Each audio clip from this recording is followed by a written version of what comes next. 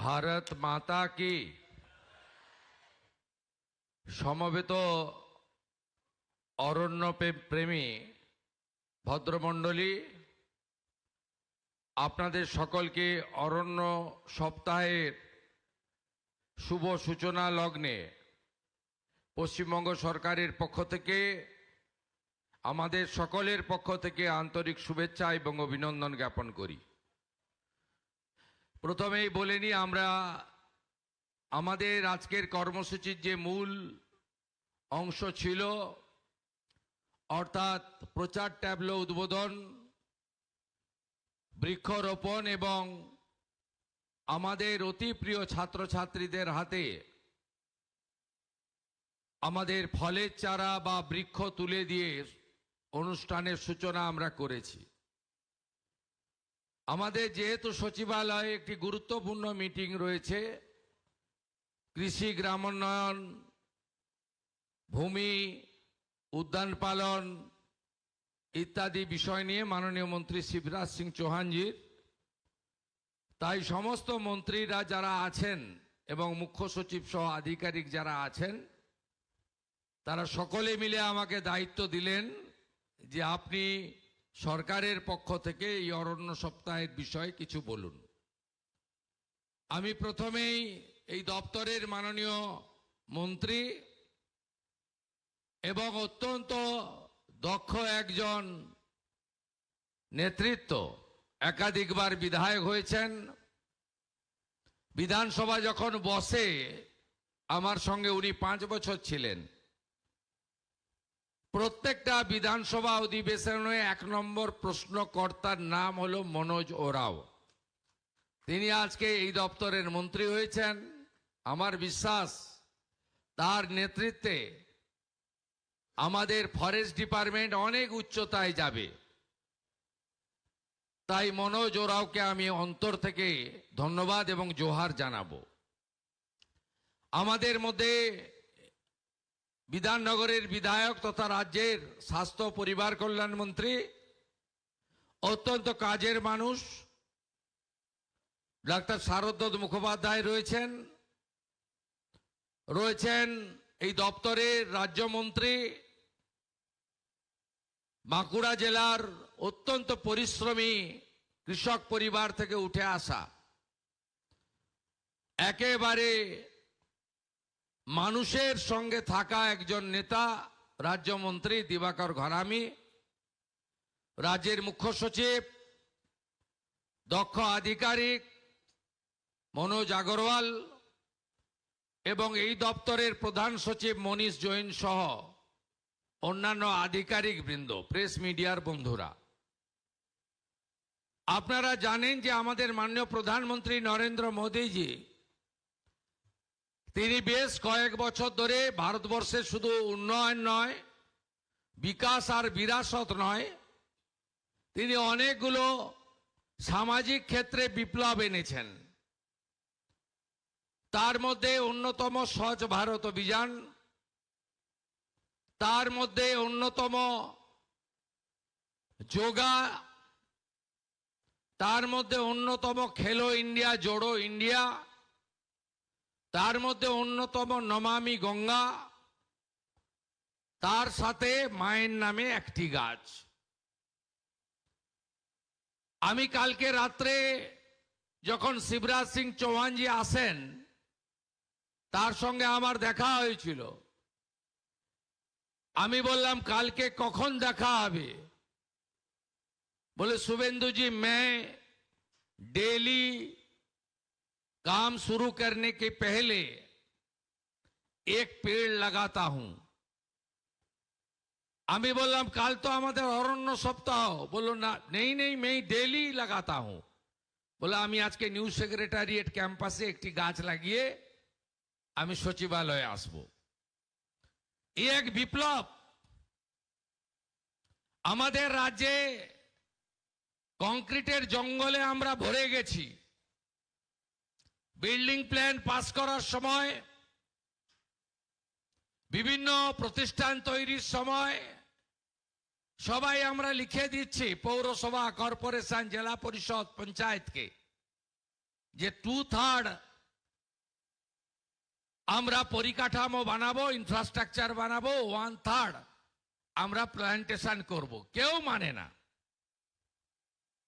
আমরা যখন আকাশপথে প্লেনে চড়ি, নির্বাচনের সময় বা সরকারি কাজে হেলিকপ্টারে উড়ি, আমি নিচের অবস্থা দেখে শিউরে উঠি। আমি একদম জমি থেকে উঠে আসা লোক। অরণ্য সুন্দরী, ঝাড়গ্রাম, বাঁকুড়া, পুরুলিয়া, আপনার আকাশ থেকে দেখলে কষ্ট হবে।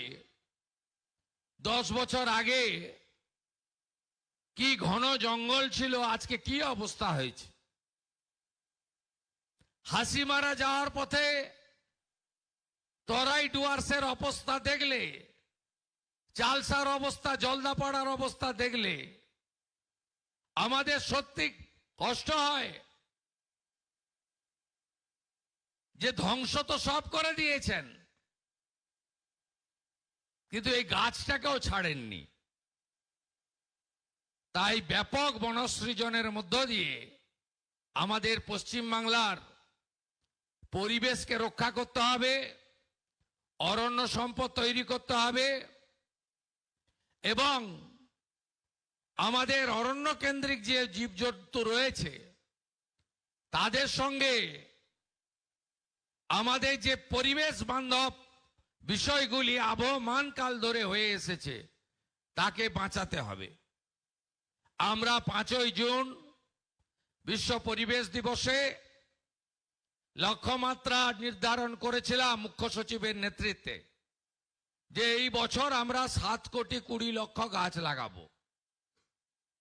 আমি 5ই জুন দেখছিলাম হিসাব, ওই দিন আমাদের টার্গেট ছিল 7 লাখ।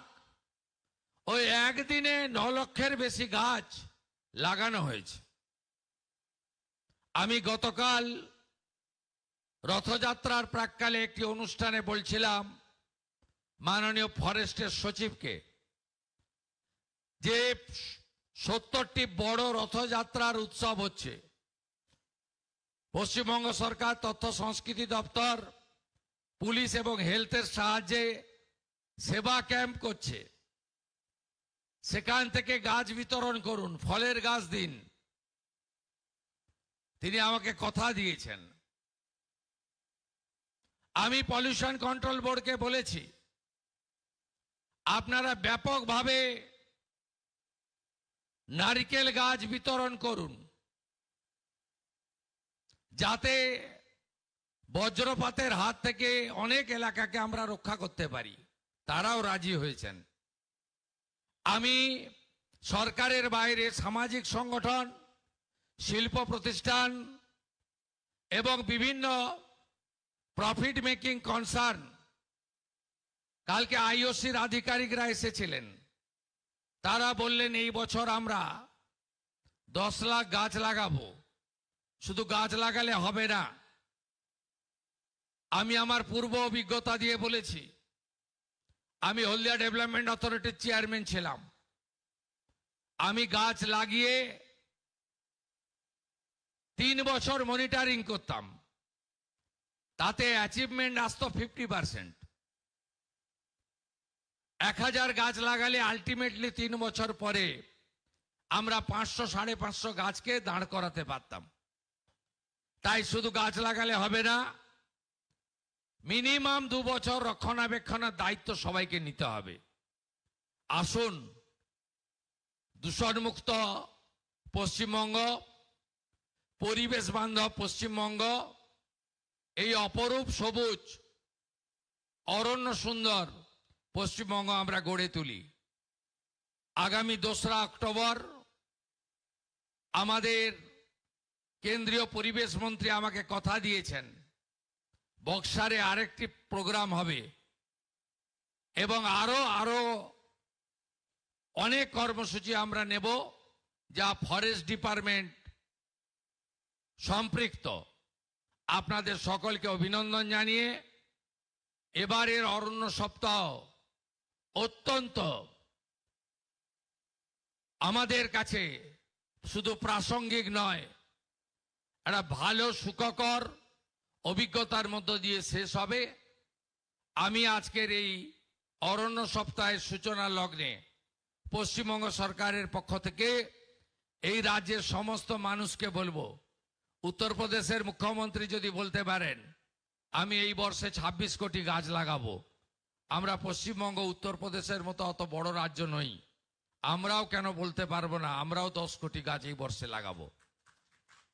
জনপ্রতিনিধিদের কাছে আহ্বান জানাবো, কেন্দ্রের স্বরাষ্ট্র সমবায় মন্ত্রী মাননীয় অমিত শাহজি এত ব্যস্ততম মানুষ, তিনি ঘোষণা করেছেন তার আহমেদাবাদ লোকসভা কেন্দ্রে তিনি এই বর্ষে 1,20,00,000 গাছ লাগাবেন এবং 2 বছর ধরে নার্সিং করবেন। আমাদের একজন পঞ্চায়েত পুরসভার মেম্বার তিনি কেন বলবেন না আমি 1000 গাছ লাগাবো? কেন একজন বিধায়ক বলবেন না যে আমি 1 লক্ষ গাছ লাগাবো? কেন একজন সাংসদ বলবেন না আমার 7টা বিধানসভা আছে আমিও 7 লক্ষ গাছ লাগাবো? আসুন এই সুস্থ প্রতিযোগিতা করে পশ্চিমবঙ্গকে অরণ্যময় গড়ে তুলি। আর ফরেস্ট ডিপার্টমেন্টকে বলবো আপনারা পরিচ্ছন্নতার সঙ্গে কাজ করুন। গাছ চুরি, গাছ পাচার, বেআইনি কাঠের মিল, আমরা যেমন পশ্চিমবঙ্গে গরু পাচার বন্ধ করেছি, আমরা যেমন পশ্চিমবঙ্গে অনেক অবৈধ কাজ হতো, সংগঠিত সিন্ডিকেট, রাস্তায় হাত পাতা সব বন্ধ করেছি, আপনারাও গাছ পাচার রোখার জন্য পুলিশকে সাথে নিয়ে আপনারাও উদ্যোগ গ্রহণ করুন, যাতে আমাদের গাছগুলিকে তার পূর্ণতা পাওয়ার আগে কেউ কেটে ফেলতে না পারে। এই বিষয়েও আপনাদের যত্ন নিতে হবে। বনকর্মীদের, বনবন্ধুদের নানা রকমের অসুবিধার মুখে পড়তে হয়। আমি মাননীয় প্রধান সচিব মন্ত্রীকে বলবো কংক্রিট প্রপোজাল সিএস এর কাছে দিন, আপনাদের জন্য কি কি করতে পারি সেটা আমরা দেখব। কত ভ্যাকেন্সি আপনাদের খালি আছে সেটাও আমরা দেখব, এবং আপনাদের রিক্রুটমেন্ট এখন থেকে পুলিশ রিক্রুটমেন্ট বোর্ডের মাধ্যমে হবে। যত ভ্যাকেন্সি খালি আছে আগামী কয়েক মাসের মধ্যে আমরা পূরণ করব, এবং যারা কর্মরত অবস্থায় মারা গেছে তাদের ফাইলগুলো যদি পড়ে থাকে মাননীয় মুখ্য সচিবকে বিশেষভাবে দেখতে হবে। আপনারা অনেক ঝুঁকি নিয়ে কাজ করেন, সাথে সাথে আমাদের জঙ্গলমহল এবং অন্যান্য এলাকায় হাতি কেন্দ্রিক যে সমস্ত বিষয়গুলো রয়েছে আমাদের হাতিদের বাঁচিয়েও রাখতে হবে। আবার হাতিদের কারণে আমাদের যেভাবে জীবন ক্ষতি হচ্ছে সেক্ষেত্রেও আমাদেরকে ভাবতে হবে। বিগত 15 বছরের সরকার ফরেস্ট ডিপার্টমেন্টকে অবহেলা করেছে, বরাদ্দ দেয়নি, ম্যান পাওয়ার দেয়নি, পরিকাঠামো দেয়নি। আমি বলবো উড়িষ্যা, ছত্তিশগড় থেকে শিখে আসুন কিভাবে ফরেস্ট ডিপার্টমেন্টকেও গুরুত্বপূর্ণ দপ্তরে পরিণত করা যায়। সেখান থেকে শিখে এসে পশ্চিমবঙ্গেও সেটা করুন। ডবল ইঞ্জিন সরকার সেটা করবে। সবাই ভালো থাকবেন। আপনাদের সকলকে আজকের এই অরণ্য সপ্তাহের উষা লগ্নে শুভেচ্ছা দিয়ে আমার কথা শেষ করলাম। বন্দে মাতরম। জয় হিন্দ।